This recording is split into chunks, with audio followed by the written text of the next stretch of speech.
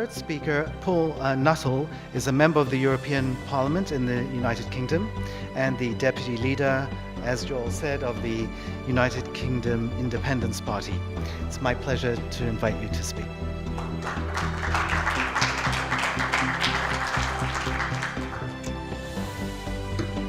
Thank you very much, and it's wonderful to be here in Jerusalem, the heart of Israel.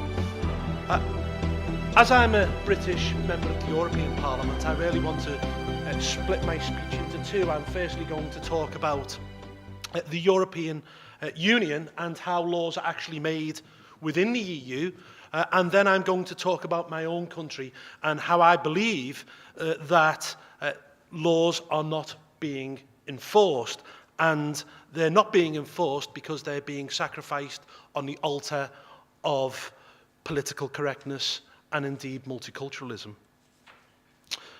I come from Britain, the nation of Magna Carta, signed 800 years ago, which set us on the road by which people were protected under the law. From that point, we've since had a Bill of Rights and successive Reform Acts, which have ensured that those who made the law were accountable to the people. Well, unfortunately, that is no longer the case in Britain. Over half our laws are no longer made in London, in Westminster, by our elected representatives. Half the laws are made in Brussels, and they're not made by members of the European Parliament who are directly elected. They begin in the European Commission, made up of 28 European commissioners. None of them are elected.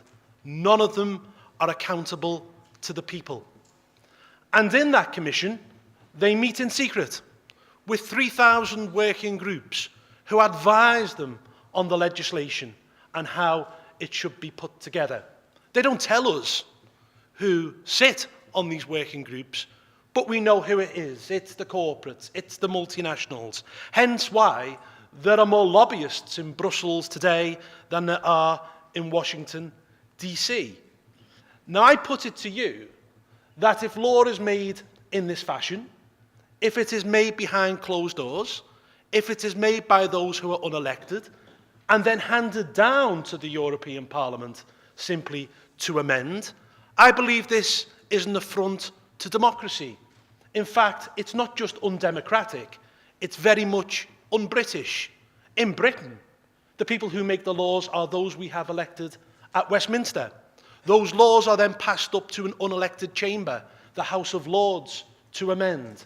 This is the juxtaposed position to Brussels, where the laws begin and are made by the unelected and unaccountable and handed down to the elected to amend.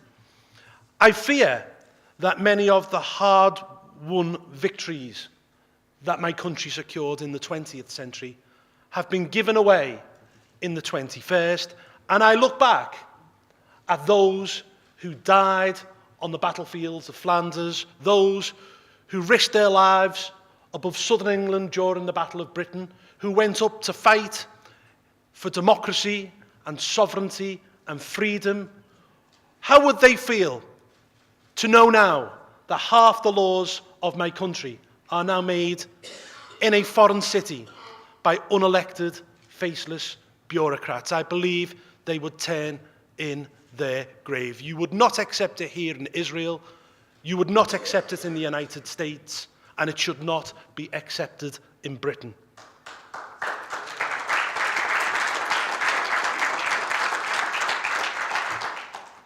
I now want to turn to a thorny issue, one that the vast majority of politicians in Britain will not speak about. They would prefer that it didn't exist. We have a parallel legal system in Britain. It is called Sharia law. In my country, tolerance has led to intolerance. We turn a blind eye to practices we would never condone. There are 85 Sharia courts in Britain today. where the word of a woman is only worth half that of a man, where a man can simply divorce a woman by saying, "I divorce you, I divorce you, I divorce you," on 3 occasions. A recent poll in the West Midlands showed that 2/3 of women from Muslim backgrounds have said that their husband has more than one wife. Polygamy is condoned, whereas bigamy is illegal under British law. On some occasions, women are returned to violent households. This is an affront, ladies and gentlemen, to the rule of law. There is one law, and everybody, no matter what culture you come from, no matter what religion you practice, should all sign up to one law.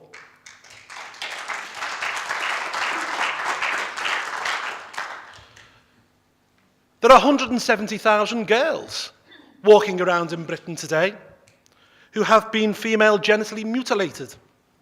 It has been illegal for over 20 years, yet there has not been one single prosecution. We have a situation where there is an estimated 8,000 forced marriages every single year.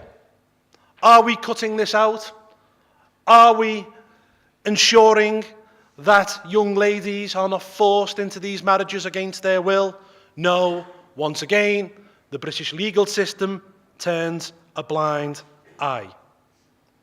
Now, finally, I'm going to deal with an extremely delicate issue. For the past 15 years in the UK, we have had successive grooming scandals whereby young girls have been groomed, raped, molested, given drink and drugs by predominantly men of Pakistani origin in cities like Oxford, Derby, Sheffield and Manchester, yet the authorities have turned a blind eye and let this happen. The worst example is a place called Rotherham, where 1,400 girls have been put in awful circumstances, as I said, raped, molested, fed with drink, fed with drugs, girls as young as 11 years of age by men of Pakistani origin, yet local politicians, social services and the police did nothing. They refused to enforce the law because they were worried about community cohesion. We must never turn a blind eye to scandals like this. The law must be enforced. We must protect young women in our country. Politicians must not turn a blind eye to wrongdoing. We must be brave. We must stand up. We must be counted. We must not be afraid of being accused of being an Islamophobe or a racist or a xenophobe. The law is the law, and it doesn't matter, as I said, what religion you practice, what culture you're from. When in Rome, act like the Romans. Ladies and gentlemen, I'm going to finish by saying this. We are the country of Magna Carta, but unfortunately we have lost our way. We've lost our way because we've handed over too much power to the European Union, where laws are made in secret behind closed doors. We in my party are committed to taking our sovereignty back and ensuring that the people who make the laws in our country are the people we elect in London. Equally at the same time, we in my party are going to stand up for normal, hard-working British people and ensure that we have one land, one law, and everybody abides by it. Thank you very much.